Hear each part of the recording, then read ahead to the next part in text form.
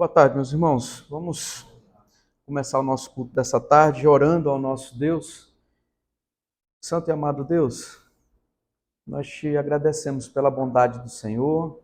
Te agradecemos, ó Deus, porque até aqui o Senhor tem nos sustentado, tem nos guardado, tem, ó Deus, tratado com o nosso coração. E nós te somos gratos, ó Deus, por toda a bondade do Senhor em nossas vidas.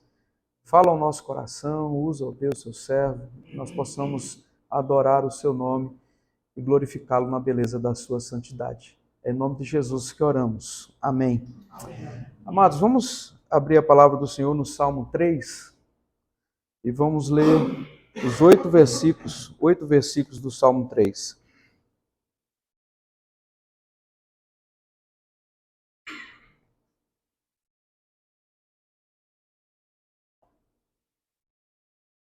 Vamos ler de forma alternada.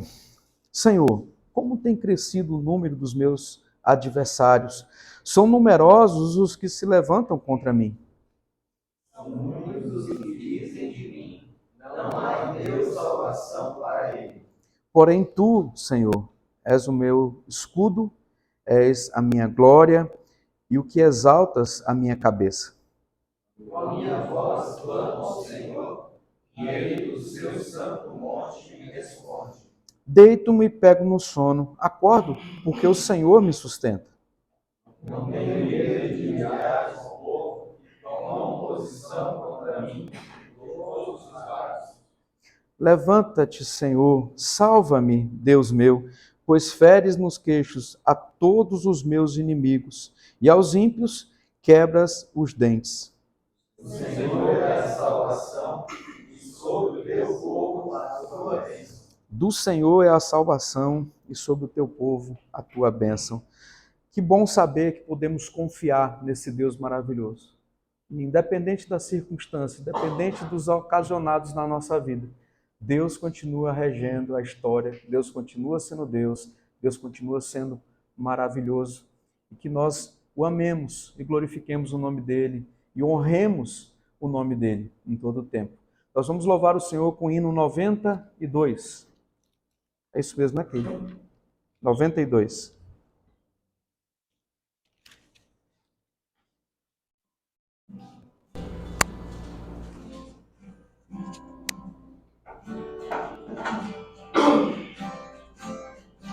Deus promete grandes coisas conceder a qualquer que peça crendo vai de obter, esperando sem na fé enfraquecer. O Senhor a fé contemplará.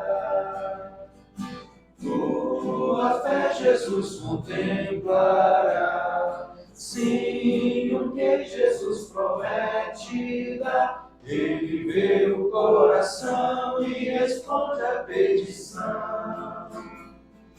Tua fé, Jesus, contemplará. Quantas maravilhas Deus realizou por alguém que firme nele confiou e que da promessa em nada duvidou. O Senhor a fé contemplará. Tua fé, Jesus, contemplará. Sim, o que Jesus promete dá. Ele vê o coração e responde a petição. Tua fé, Jesus, contemplará. Sim, creiamos no que Deus nos prometeu, pois jamais desonrará o nome seu. Ele cumprirá promessas que nos deu. O Senhor a fé contemplará. Tua fé, Jesus, contemplará. Sim, o que Jesus promete dá. Ele vê o coração e responde a petição. Tua fé, Jesus, contemplará. Amém. Vamos ainda orar mais uma vez antes de passar para o seminarista Paulo. Santo e amado Deus, mais uma vez, ó Pai, nós nos colocamos na sua presença, agradecidos, ó Deus, pela oportunidade de podermos louvar o seu nome, de ouvir a sua santa palavra. Fala através do seminarista Paulo, que ele possa ser bênção em nossas vidas, nós possamos ser edificados na prática de pregação nesse momento. É em nome de Jesus que oramos. Amém. Boa tarde, meus irmãos. A graça e a paz do nosso Senhor Jesus seja com todo o povo de Deus. Amém? Amém. Irmãos, abramos nossas Bíblias no livro de Salmos, no Salmo de número 4. Assim diz a palavra do nosso Deus. Salmo de Davi, ao mestre de canto, com instrumento de corda. Responde-me quando clamo, ó Deus da minha justiça. Na angústia me tens aliviado. Tem misericórdia de mim, ouve a minha oração. Ó homens, até quando tornareis a minha glória em vexame? E amareis a vaidade e buscareis a mentira?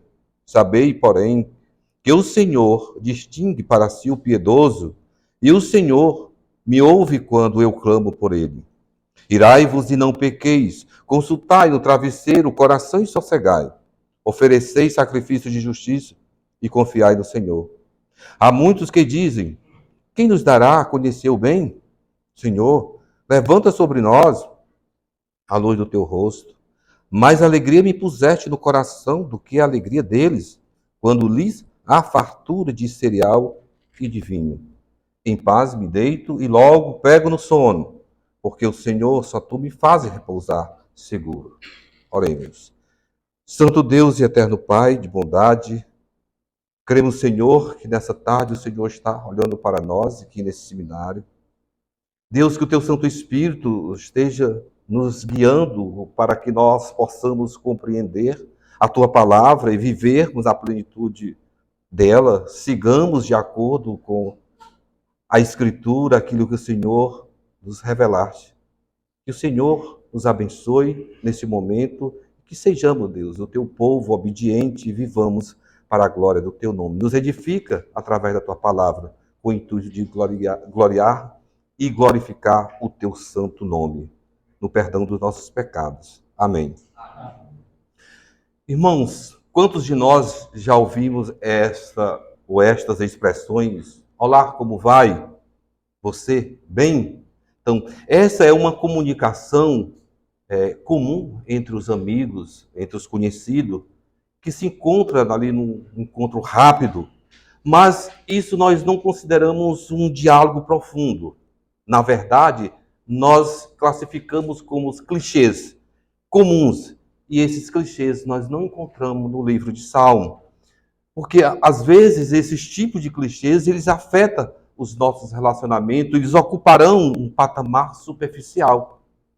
Então o nosso discurso é que ele seja um discurso assim como os dos salmistas, né? Que eles não esconderam a sua realidade, eles buscaram Deus e eles falaram com Deus através do seu sentimento, das suas emoções, para que o próprio Deus reconhecesse o que os salmistas estavam expressando e assim, através dessa comunicação, eles seriam reconhecidos, seriam amados, seriam ajudados.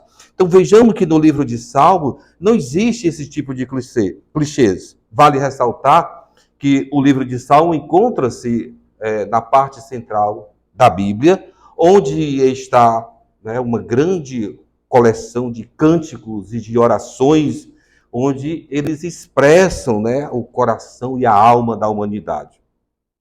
Além de toda uma gama de experiências humanas. E por isso que não existe esse tipo de comunicação rasa no livro de Salmo. A gente pode ver que Davi, quanto outros escritores dos Salmos, honestamente, eles externaram seus verdadeiros sentimentos, refletindo a dinâmica e poderosa amizade com Deus, capaz de transformar, de mudar a vida deles. E isso se dá porque os salmistas confessaram os seus pecados, expressaram as suas dúvidas, os seus temores, e mais, eles pediram a ajuda de Deus nos tempos de dificuldade, e por isso eles puderam louvar o Senhor e adorar o Senhor de forma correta. Segundo o teólogo Alan Herman, ele diz que o Salmo tem sido uma fonte de ajuda espiritual para os crentes ao longo da história, o mundo é hoje radicalmente diferente do que foi nos tempos do salmista. Contudo, ao ler os salmos, constata-se que enfrentamos as mesmas dificuldades espirituais daqueles tempos. Além de ajudar os crentes no enfrentamento de situações difíceis, os salmos fornecem percepções valiosas do caráter de Deus, a aliança que se dedica a abençoar e preservar o seu povo em sua viagem para o reino celestial. Então vejamos que aqui nós vamos apresentar agora a estrutura dos salmos, e a gente tem que perceber que os salmos eles estão dispostos em alguma forma. Não podemos classificar que os salmos eles estão dentro de uma forma cronológica. Embora tenhamos os salmos, aí a gente pode ver o salmo do período do final do exílio, tal como o Salmo 126, o 137, sendo figurados já quase no final do saltério. Mas isso não significa exatamente que esses salmos ele estavam lá no final do período do exílio. O mais que se pode dizer é que o Salmo de Davi, que eles aparecem de forma predominante na primeira metade do saltério, ainda que logo depois de um canto do exílio, que é o Salmo 137, segue o Salmo 138, que é o Salmo de Davi, que é um arranjo, não, e a gente pode perceber que isso não é um arranjo por autor e nem por conteúdo, ainda que algumas seções enfeitem o salmo de um autor em particular, ou são ligados por um tema, que significa dizer que o salmo não se dá de uma forma consistente por todo o livro. Assim como o próprio Hermann, ele diz, os salmos foram enfechados no livro completo, atualmente há 5 livros separados que foram combinados para formar um todo. A divisão em 5 pode bem ser uma imitação dos 5 livros de Moisés, Gênesis a Deuteronômio. E esta divisão pode ser apresentada numa tábua como essa, o saltério completo, livro 1, Salmos de 1 a 41, livro 2, Salmos 42 a 72, o livro 3, Salmos 7:3 a 8:9, livro 4, Salmo 90 ao 106 e o livro 5, Salmo 107 e 150. E cada uma dessas divisões termina com uma doxologia, assim como o primeiro livro termina com as palavras do Salmo 41:13. Louvado seja o Senhor, o Deus de Israel, de eternidade em eternidade. Amém, amém. Vejamos que o nosso salmo, o Salmo 4, ele está dentro de um conjunto de salmos, e que a gente pode classificar, Salmo de Davi, do 3 a 7, que nós consideramos os salmos de lamentos individuais. O que isso significa? Que há uma progressão na intensidade dos lamentos desse salmo, do início até o fim. Ou seja, vejamos que os 2 primeiros salmos, eles têm ideias muito parecidas, conforme o verso 3 do Salmo 3, que ele diz, porém tu, Senhor, és o meu escudo e és a minha glória, e o que exalta a minha cabeça, com o 4, verso 3. Sabe, porém, que o Senhor distingue, aliás, não é aqui é o 4:2. Ó homens, até quando tornarás a minha glória em vexames e amarei a vaidade e buscarei a mentira? E também nós podemos perceber que o Salmo 3, versículo 5, que diz, deito-me e pego no sono, acordo porque o Senhor me sustenta. Assim como o 4, no verso 8, o salmista ele diz, em paz me deito e logo pego no sono. Veja que essas ideias elas são muito parecidas. E o salmista aqui, ele está falando a respeito, parece, dos mesmos tipos de sofrimento. Por isso que nós consideramos que esses salmos são salmos de lamento e há uma intensificação por parte do salmista daquilo que ele estava passando naqueles dias. Vejamos que estas últimas ideias também elas podem ser conectadas com o Salmo 3, aliás, Salmo 5, no verso 3, que ele diz que de manhã o Senhor ouve a minha voz, de manhã, Senhor, ouves a minha voz, de manhã te apresento a minha oração e fico esperando. Ou seja, parece que aqui essas ideias da oração de Davi, feita pela manhã, há uma esperança durante o dia. Então veja que o salmista ele está compartilhando aqui o Salmo 3 com um relacionamento até mais próximo do Salmo 4, porque ele recebe uma posição dos seus inimigos dentro do seu reino. E também existe uma conectividade com o Salmo 5, onde o salmista pede proteção contra os ímpios, e ele fala de uma angústia que foi causada pela maldade das pessoas, e também existe um contraste entre as palavras do salmista e com as palavras dos seus adversários. Então vejamos que o Salmo 3 é uma oração matinal, e este Salmo que nós estamos expondo aqui, o Salmo 4, é uma oração noturna. Enquanto que o Salmo 3 parece ter sido escrito durante o tempo da revolta de Absalão, filho de Davi, há uma indicação clara da ocasião exata, ou seja, não há na história de Davi que o Salmo 4 foi escrito. Muitos intérpretes consideram que a situação era a mesma do Salmo 3, isto é, a revolta de Absalão. O Derek Keenan, ele vai dizer que a revolta de Absalão, ela deu ansejo ao Salmo 3, pode ainda ser o pano de fundo deste, porque Davi ainda está, como então, humilhado, cercado por mentiras, provocação e melancolia.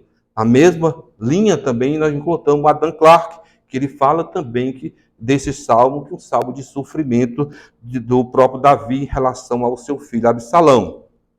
Então, irmãos, a estrutura do livro de salmo que nós apresentamos agora, e nós queremos apresentar agora a estrutura do próprio Salmo 5, que é o salmo que nós vamos aqui expor nessa tarde. Então vejamos que o salmista Davi, no Salmo 4, no versículo 1, que ele faz aqui uma oração pedindo por auxílio divino numa situação perturbadora. Já nos versos 2 e 3, o salmista denuncia os seus opositores por causa da aproximação da noite, com uma tentação no sentido de remoer injustiças passadas e perigos presentes, os quais apenas servem como desafio para Davi explicar sua fé e conclamar outros a entregar ao fiel Criador a sua causa. Nos versos 4 e 5, Davi conclama por uma vida reta e piedosa diante de Deus, e nos versos 6 e 7 e 8, o salmista louva pelo cuidado e proteção do Senhor. Então, vejamos que o importante é que nós entendamos que o Salmo 3 e também o Salmo 4 é uma mensagem que Davi está passando muito clara para nós e que ele passou lá nos seus tempos para o seu povo e também para os seus opositores, que Deus, ele cuida daqueles que são seus. Então, aqueles que desfrutam de um relacionamento de aliança com o Senhor, não terão motivos para temer. Essa era o que estava na mente de Davi. Vejamos que o Salmo 4 nós consideramos um salmo indiretamente messiânico, porquanto cada tema do salmo, Davi tipifica, o Senhor Jesus Cristo. Por quê, gente? Porque ninguém desfrutou de mais intimidade com o Pai do que o próprio Senhor Jesus. Ninguém foi mais poderoso na oração do que ele. Jesus também expressou experimentou a incredulidade da aliança das nações. Jesus sacrificou no sono da morte ao seu Pai e ele respondeu em oração, e por isso que ele ressuscitou dentro dos mortos. Então, dentro todo desse panorama que nós fazemos aqui do Salmo 4, nós temos razões para confiar no Senhor. E a primeira razão que nós temos aqui para confiar no Senhor é que o Senhor, ele ouve a nossa oração. Veja que o versículo 1, ele diz: ó Deus da minha justiça. Aliás, responde-me quando clamo, ó Deus da minha justiça. Na angústia me tens aliviado, tem misericórdia de mim, ouve a minha oração. Vejamos que o que Davi está dizendo aqui, à luz dessas palavras, é uma demonstração de fé que Davi está tendo. Que, embora ele enfrentasse, irmãos, a mais extrema angústia, quase sendo consumido por uma longa série de sofrimento, Davi não se permitiu que o seu coração ficasse tão aquebrantado que ele não pudesse recorrer a Deus em oração, e ele saberia que Deus responderia a sua oração, porque ele sabe que Deus é o seu libertador. Porque através da oração, vejamos que Davi testificou que quando ele se viu totalmente privado do socorro terreno, Davi restava apenas uma coisa: a esperança no próprio Deus. Veja que ele diz, ouve. A palavra aqui, esse verbo, é como se Davi estivesse fazendo um clamor ardente, uma aflição, uma oração, pedindo socorro. a Deus, mas ele espera resposta de Deus. Davi se dirige, olha a expressão que Davi está falando. Deus da minha justiça. Ele sabe que Deus vê. Davi sabe que Deus sonda os corações. Davi sabe que Deus justifica o seu povo.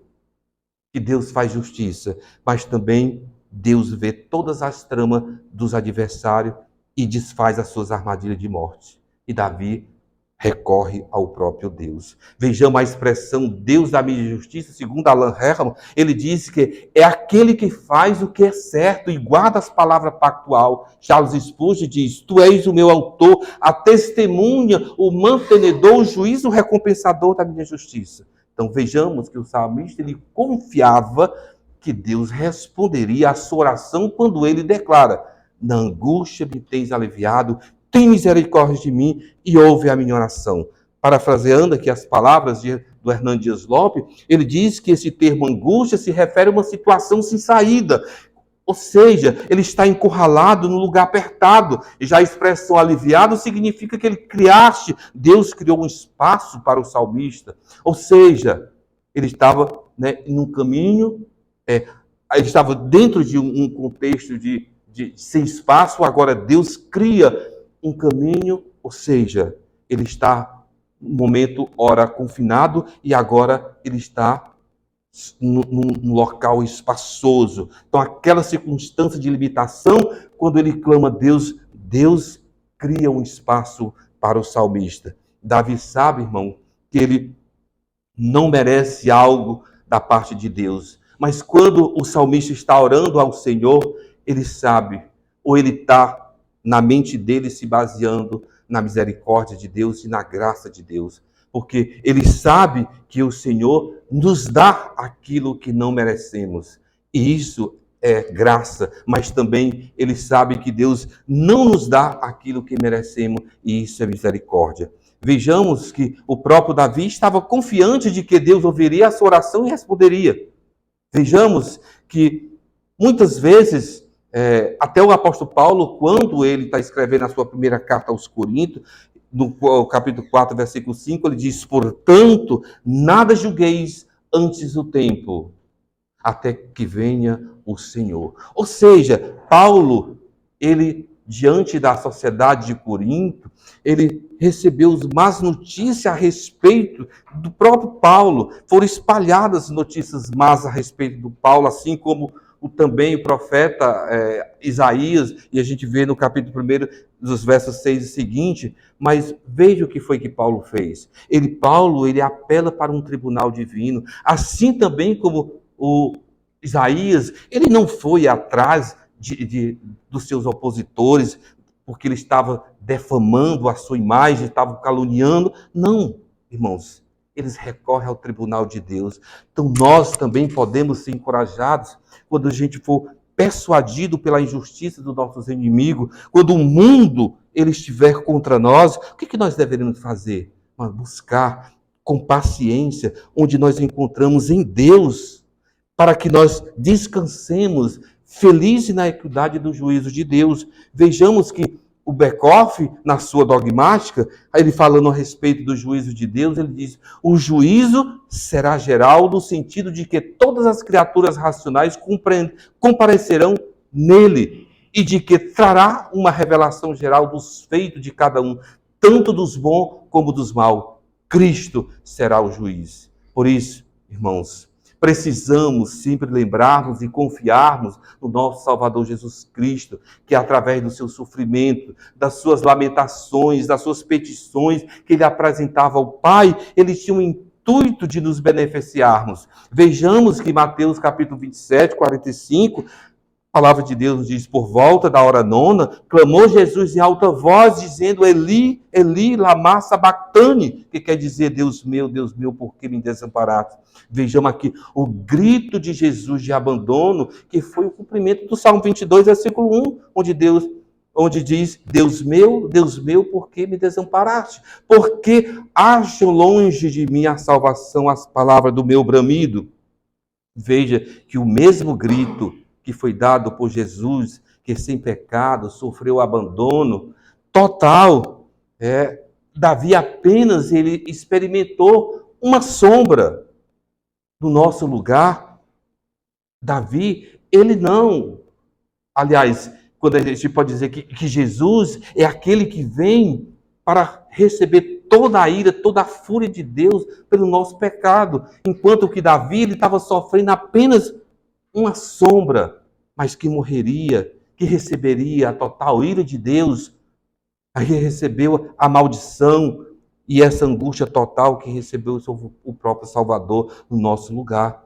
Então, vejamos que a primeira parte aqui, por isso que o Davi tem essa certeza de que quando ele ora ao Senhor, o Senhor responderá, porque ele sabe que Deus separou um povo para ele, Deus dará resposta quando nós clamemos ao próprio Deus. Segunda coisa que nós podemos ver aqui, nos versículos 2 e 3, é que o Senhor santifica o piedoso, mas também há punição para os ímpios. Por isso que o salmista aqui, ele confia no Senhor. Vejamos os versos 2 e 3, ele diz: ó homens, até quando tornareis a minha glória em vexame, e amareis a vaidade e buscarei a mentira?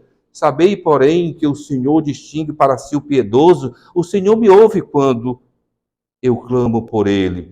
Vejamos que Davi, ele fala com Deus, primeiramente no versículo 1, e agora no verso 2, ele vai falar com os homens, ele vai se confrontar com os homens corajosamente. Antes do verso 1, ele tinha falado com Deus, mas de maneira humildemente. Por isso que ele diz: ó homens, até quando tornareis a minha glória em vexame e buscarei a vaidade e a mentira? Então veja que Davi está sendo uma vítima de uma conspiração, pois havia um levante de seu filho Absalão contra ele. A maioria do povo queria ver Davi morto e o seu filho reinando no seu lugar. Ou seja, essa rebelião visava destronar Davi e pôr um final no seu reino.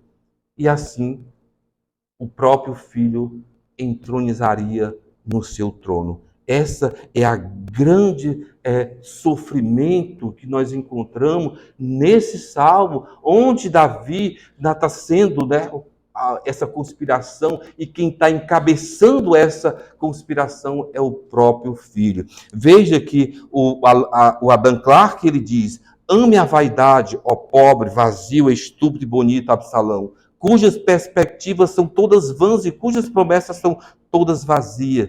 Ou seja, o salmista, quando ele está olhando para os seus opositores, ele está dizendo: vocês são homens tolos. Como se vocês não passam de criança pelo fato de amar a vaidade e buscar a mentira. Tudo isso que vocês estão vivendo são ilusões, são imaginações vãs, invenções maléficas, intencionais. Isso é que está passando na cabeça do salmista. Vejamos que, mesmo ele sofrendo os ataques furiosos dos rebeldes, Davi ele tem a convicção inabalável do seu coração. Por isso que ele diz: sabei, porém, que o Senhor distingue para si o piedoso. Ou seja, o Salmo está explicando que aqueles homens eram tolos, porque eles nunca aprenderam, e eles precisavam aprender que Deus, ele tem os seus. Davi não estava do trono porque ele quisesse, que ele tivesse usurpado o trono. Aquele trono foi ocupado por ele porque Deus colocou ele ali. Então veja que ele foi escolhido por Deus. Então, Davi, ele está dizendo assim: eu fui escolhido pela graça divina, por um decreto distintivo. Então, vejamos que Deus reserva, Deus prepara os homens para Ele mesmo. Então, é certo, irmão, que Deus escolhe para si pessoas dentro de um povo, dentro de uma massa falida, uma massa pecaminosa, né? E quando Deus ele separa o povo para ele, obviamente o salmista aqui ele saberia que Deus ouviria as suas orações. São os eleitos de Deus, os eleitos do Senhor, eles não serão condenados. Basta que eles clamem a Deus e o Senhor responderá. O Senhor está com seus ouvidos abertos para ouvi-los. Veja que Davi era um rei por decreto divino, e nós somos o povo de Deus por um decreto também divino. E o Bekoff diz isso, ele faz a definição de eleição, que nós podemos dizer, conforme as palavras de Bekoff, dizendo assim: pode se definir como um ato eterno de Deus, pelo qual ele, em seu soberano beneplácito, e sem levar em conta nenhum mérito previsto dos homens. Escolhe um certo número deles para receber a graça espiritual especial e a salvação eterna. Mas, resumidamente, pode-se dizer que a eleição é o propósito de Deus para salvar certos membros da raça humana em Jesus Cristo e por meio dele. Então vejamos, amados irmãos, Paulo, quando também ele escreve aqui segundo Timóteo, capítulo 2, versículo 19, ele diz: entretanto, o firme fundamento de Deus permanece, e mais a parte da injustiça, todo aquele que professa o nome do Senhor. Que Paulo está dizendo aqui para o seu amado conservo é que os falsos mestres eles diziam mentira, distorciam a verdade, alguns simplesmente a desconsideravam, dizendo que não existia verdade em Deus. Mas Paulo está dizendo para Timóteo: não importa quantas pessoas sigam os mentirosos, porque o sólido fundamento da verdade de Deus, ela nunca muda, ela nunca é abalado. Se sigamos a verdade de Deus, ele nunca nos abandonará. Vejamos, irmãos e irmãos, que Deus, ele escolhe o piedoso, é o próprio Deus, porque Deus é fiel, Deus se dedica quando nós clamamos a ele. E por isso que Davi sabia que Deus ouviria e responderia quando ele clamasse. Nós também temos, ou podemos ter confiança de que Deus ouve as nossas orações e responde. Às vezes nós pensamos que o Senhor não ouvirá, porque às vezes nós pensamos que nós não atingimos seus altos padrões em relação a uma vida santificada.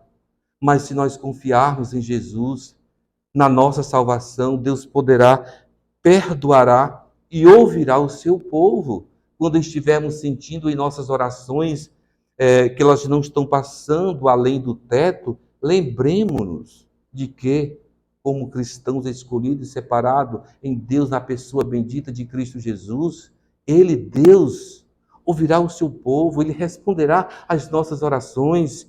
Então, olhemos para os nossos problemas à luz do poder de Deus, em vez de olhar para Deus, olharmos para Deus à sombra dos nossos problemas. E a terceira coisa que o Salmo nos diz é que o Senhor, Ele nos dá segurança. Então veja os versículos 4, 5, 6, 7 e 8, quando ele diz: irai-vos e não pequei, consultai o travesseiro, o coração e sossegai, ofereceis sacrifício de justiça e confiai no Senhor. Há muitos que dizem: quem nos dará a conhecer o bem? Senhor, levanta sobre nós a luz do teu rosto. Mais alegria me puseste no coração do que a alegria deles, quando lhe há fartura de cereal e de vinho. Em paz me deito e logo pego no sono, porque, Senhor, só tu me fazes repousar seguro. Vejamos, irmão, que Davi agora ele passa de uma convicção pessoal para uma ordem expressa, e agora essa ordem que ele está dando é para o seu povo, aquelas pessoas que estão acompanhando ele, que ele está seguindo para o deserto, porque ele está sendo destronado do seu trono pelaquela conspiração que o seu filho, juntamente com os seus opositores, estão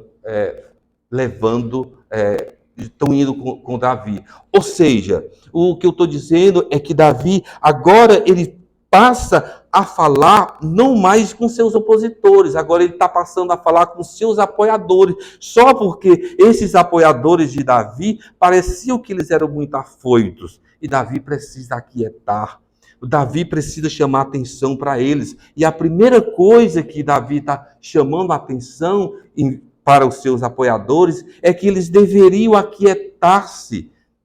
Veja que o que Davi está dizendo, a primeira coisa, o primeiro aspecto que ele está dizendo: irai-vos e não pequei, consultai no travesseiro o coração e sossegai. Veja que Davi aqui mudou as suas palavras, né? Ele antes estava falando para os seus opositores e agora ele está falando para os seus apoiadores, e isso parece que ele está realmente falando para pessoas que estão afoitas, ou seja, Davi está dizendo para os seus apoiadores: quando vocês estiverem irados, cuidado para vocês não pecarem. Reflitam, aquietam-se, porque vocês deveriam primeiro tremer em temor à própria consciência de vocês, para que a consciência de vocês ela não condenará. Vejamos que o caso contrário, aquelas pessoas que são infiéis, que têm a sua consciência, não aquela consciência em Deus, ela pode condenar e levar essas pessoas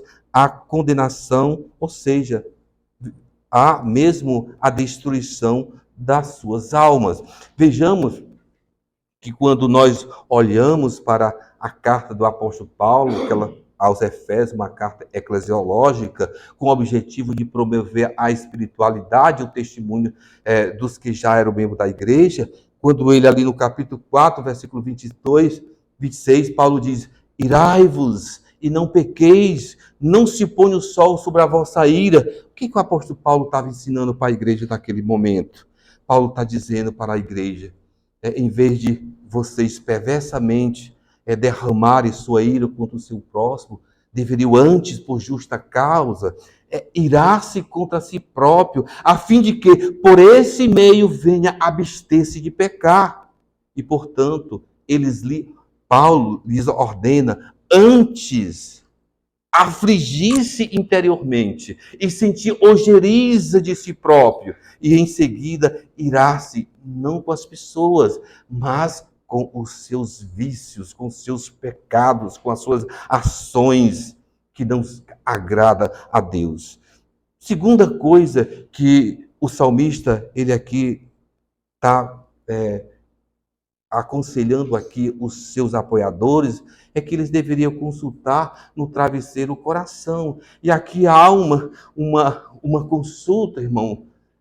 Pode ser uma consulta religiosa, pode ser uma consulta aqui moral, mas só porque essa consulta ela tem uma interação com seus pensamentos, com seus sentimentos, com os seus desejos, afeições, e levando em consideração a sua própria consciência. Então, os fiéis que estão em Deus, eles terão as suas consciências encorajadas, ou seja, fortalecidas em contraponto com aqueles que não têm uma consciência fiel ao próprio Deus. Levarão à sua condenação. Então, essa consulta que o salmista está falando aqui, ela deveria ser feita sobre a cama, mas não precisa nós entendermos aqui literalmente, mas figurativamente, porque aqui representa uma condição de uma situação tranquila. Então, em vez da pessoa, quando está na cama, que ela tem um problema, ficar virando de um lado para o outro, qual é a atitude que ele deveria tomar? É fazer uma introspecção, ou seja, ver se você está em pecado ou não, consulta o coração, confessa se há pecado ou não, porque essa é a lógica. Se você está em paz com a sua consciência, então a lógica mesmo aqui é você sossegar, mas se você não estiver com a consciência tranquila, você fica inquieto. Então essa era uma reflexão que Davi estava passando para os seus apoiadores. Veja que o Salmo 119, 11, ele diz: guarda do coração as tuas palavras para que não pecar contra ti. Então vejamos que o terceiro aspecto que Davi está falando para os seus apoiadores é que eles deveriam oferecer sacrifício de justiça e confiar no Senhor. Então, o Vierbe, ele diz que esse versículo aqui, ele está relacionado com o arrependimento e oferecimento de culto ao Senhor. Vejamos que os judeus, eles ofereciam sacrifício de modo correto, isto é, de maneira espiritual, e quando eles estavam fazendo todas aquelas sacrifícios ofereciam, ali ele estava anunciando a chegada do Redentor, o grande Cordeiro que viria e expiava o pecado do mundo. Então, a gente enxerga aqui nesse texto o pleno evangelho, né, nessa admoestação aqui do salmista. Então, vejamos que os pecadores também, os cristãos, eles devem recorrer ao sacrifício do Calvário e coloque ali toda a sua confiança, a sua crença, porque aquele que morreu pelos homens é o Senhor Jeová. Então vejamos que o próprio Davi, ele diz no Salmo 51, 17, ele diz: sacrifícios agradáveis a Deus são o espírito quebrantado, o coração compungido e contrito não desprezará, ó Deus. Então, o que Deus requer de nós? Deus requer de nós um coração contrito, um coração quebrantado. Deus nunca vai desprezar, porque nós somos seu povo, Ele nos ouve quando nós clamarmos. Então é isso que está na mente do próprio salmista. Então não importa que aquelas pessoas que fazem boas obras, achando que elas vão ser beneficiadas, porque aquelas obras externas que elas estão fazendo são recebidas com Deus como algo agradável. Não, o salmista está dizendo aqui que nós temos que olhar para o nosso coração e quando nós fizermos as coisas para Deus, nós temos que consultar o nosso coração. Vejamos que uma das maneiras mais simples de nós falarmos a respeito de fé é quando nós entendemos o Evangelho, e o Evangelho, a fé que nós temos no Evangelho é quando nós levantamos as mãos para os céus e cremos que nas promessas de Deus, nós cremos na nossa salvação, nós cremos que um dia nós recebemos a misericórdia de Deus, recebemos graça, e isso é fé. Então, Deus requer de nós um espírito mesmo quebrantado, um coração contrito. Deus não vai desprezar. Por isso, amados irmãos, quando estivermos diante de Deus, olhemos, consultemos o nosso coração, vejamos o que está faltando em nós, o que nós podemos olhar para a Escritura, porque a palavra de Deus é aquela que nos levará a como nós se portarmos nesse mundo diante das diversidades, diante dos inimigos, diante das circunstâncias. É isso que a palavra de Deus, na sua bondade, Ele ofereceu a sua palavra para que nós sejamos guiados por ela.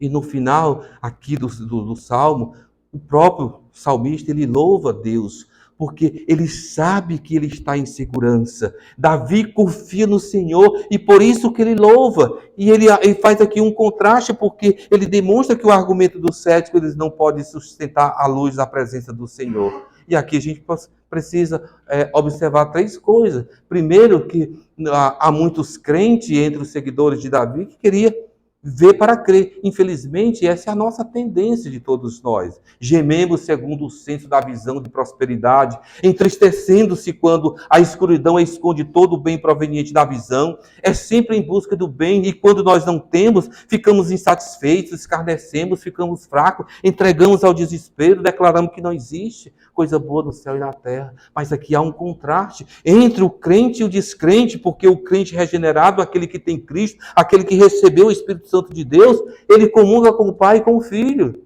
Ou seja, ele enxerga essas coisas apenas como algo que está em Deus. Mesmo quando ele não tem essa abundância, ele confia no Senhor. É isso que nós devemos entender, assim como o salmista ele entendeu. Então, o salmista também encontra alegria no seu coração. E essa alegria que está no coração dele é porque ele está em Deus. E ele diz que essa alegria é muito maior do que a alegria dos incrédulos nos tempos de colheita abundante. Lembrando que nos tempos de colheita, dos povos antigos, dos hebreus, era tempo de celebração, de regozijo.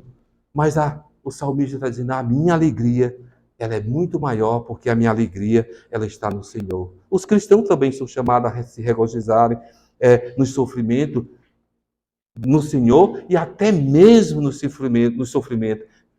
O próprio Pedro, na sua primeira carta, capítulo 4, versículo 13, ele diz, pelo contrário, alegrai-vos à medida em que sois co-participantes do sofrimento de Cristo, para que também na revelação de sua glória vos alegreis exultando. E terceiro ponto aqui, o salmista terminando o seu hino, ele pinta aqui um quadro de um sono sossegado, porque ele conhece o cuidado divino. Ele tem uma experiência pessoal. Veja que ele diz, em paz me deito e logo pego no sono, porque, Senhor, só Tu me fazes repousar seguro. Davi deita confiante no Senhor e logo ele cairá no sono, porque ele está em paz. Então, quando Davi procede dessa maneira, ele está passando para a nação de Israel a confiar no Senhor. Então, o sono do rei é um sono garantido, porque ele está em paz, uma paz espiritual. Também também, irmãos, sejamos dessa forma, né? Quando nós estivermos aflitos, confiarmos no Senhor. Veja que a palavra paz aqui significa estar livre de conflito e hostilidade, desfrutar de prosperidade, de bom senso, possuir satisfação, prazer, alegria interior. O sentido aqui no hino é que essa alegria realmente ela é interior, porque aqui existe uma preposição em que ela está conectada com os verbos de ligação, de movimento, ou seja, o fundamento para ele estar em paz é a segurança que o Senhor concede ao rei Davi. E também nós podemos observar no versículo 8 que ele diz: Senhor, só tu me fazes repousar. Ou seja, Davi, ele está exclusivamente só, mas ao mesmo tempo que ele está sozinho, ele é guardado por Deus. Então, vejamos que apesar de todas as circunstâncias que Davi está passando, mas Davi tem a confiança em Deus, porque só Deus pode ajudá-lo. Então, veja que Davi, ele está dizendo, apesar dos homens, né, queiram me matar, destronar, mesmo que meu filho ele traga uma grande angústia para mim, mas eu não estou só, eu estou com o Senhor está comigo, o Senhor me ouvirá, o Senhor me responderá. Vejamos que o próprio salmista, aqui, nós podemos trazer algo para nós. Apenas o Davi, ele não só era um rei estrategista militar, mas também Davi era um pastor, e ele se importava com o seu povo, ele desejava que eles andassem com o Senhor, ele sabia da situação espiritual do seu povo, era muito mais importante do que as suas aptidões militares, pois o Senhor dá vitória àqueles que confessam e àqueles que obedecem. Hoje, irmãos, frequentemente nós iremos à igreja, participamos dos cultos, participamos de Santa Ceia, entregamos os dízimos. E essas atitudes, elas são corretas? Como é que nós fazemos todas essas coisas e Deus se agrada dela? Quais são as motivações que estão dentro dos nossos corações para que Deus possa se agradar desses sacrifícios e ofertas, dessas atitudes que nós tomamos, que nós sabemos que estão registradas através da palavra de Deus? O profeta Samuel, quando ele disse para Saul, obedecer é melhor que sacrificar, 1 Samuel 15, 22. Então devemos dar a Deus aquilo que ele requer. E o que é que Deus requer de nós? Obediência, um serviço voluntário. Precisamos pedir esse mesmo descanso que Davi pediu ao Senhor, para que ele pudesse deitar em paz e logo dormir. E que também nós durmamos todos os dias das nossas vidas com tranquilidade, porque nós estamos mesmo no Senhor, nós estamos arraigados no Senhor. Então, irmãos, concluindo o nosso sermão dessa tarde, o rei Davi teve consequências terríveis nos seus atos impensados, na sua vida como um rei escolhido de Deus, mas ele aprendeu com seus erros, buscando a Deus em arrependimento, e por isso ele foi considerado o homem segundo o coração de Deus. O poder transformador do Senhor usou seus erros para ensinar, revelar-se e conduzir em todos os seus caminhos. Essa é a história da redenção.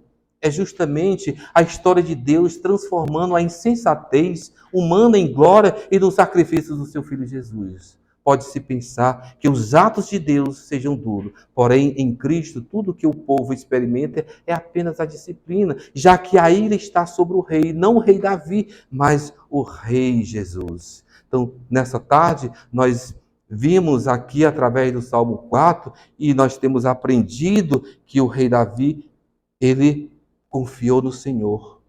Por isso que ele sabe que Deus responderia as suas orações pela confiança que ele tem no Senhor. Meditemos nesse salmo dentro de uma estrutura que levou o salmista a uma alegria e confiança no Senhor.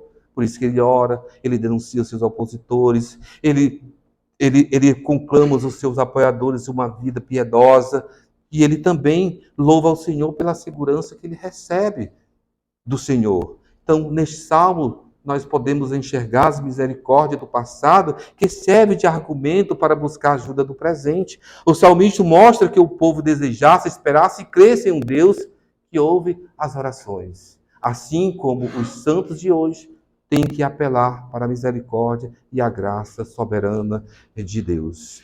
Vejamos que o salmista, ele diz várias coisas para os seus apoiadores. Ele diz: não pequeis, consultai o coração, sossegai, oferecei sacrifício de justiça e confiar no Senhor. Não são conselhos, apesar de serem difíceis de seguir, mas é necessário permitir-nos ouvi-los. Afinal, só podemos oferecer sacrifício de justiça quando somos orientados a examinar a si mesmo e estarmos convencidos que somos pecadores. Mas como igreja do Senhor, Ele ouvirá o nosso clamor. Ao ler o livro de Salmos, enxergamos crentes que clamaram a Deus das profundezas do desespero e cantaram nas alturas celebração. Os salmistas compartilharam os sentimentos honestos com Deus. Por causa da sua sinceridade expressa por eles ao longo da história, os homens e mulheres têm recorrido repetidamente ao salmo para encontrar conforto em tempos de luta e angústia. Como os salmistas, tais pessoas se erguem do abismo e do desespero para as novas alturas de alegria e louvor. Ao descobrir o poder eterno do amor e do perdão de Deus, deixemos a sinceridade dos salmistas guiar-nos a um profundo e genuíno relacionamento com Deus. Que Deus os abençoe com a sua palavra nessa tarde. Oremos. Santo Deus e eterno Pai, de bondade e de misericórdia, tua palavra, Deus, foi exposta. Deus, agora, Deus, nos dá o privilégio de sermos os teus adoradores, de buscar, Senhor, essa mesma confiança que o salmista Davi ele teve, que nós andemos nessas mesmas pegadas, Senhor, crendo em Ti, confiando em Ti, e sabermos que o Senhor é todo-poderoso para ouvir os nossos clamores e atender, Senhor, os nossos sofrimentos, as nossas lamentações, quando recorremos a Ti, Deus. Coloque essa segurança em nós, que muitas vezes nós somos fracos diante das adversidades. Que o Senhor possa, Deus, dar em nós essa confiança inabalável para podermos estar arraigados nas Tuas promessas. Em nome de Cristo, o perdão dos nossos pecados. Nos abençoa, hoje e sempre. Amém.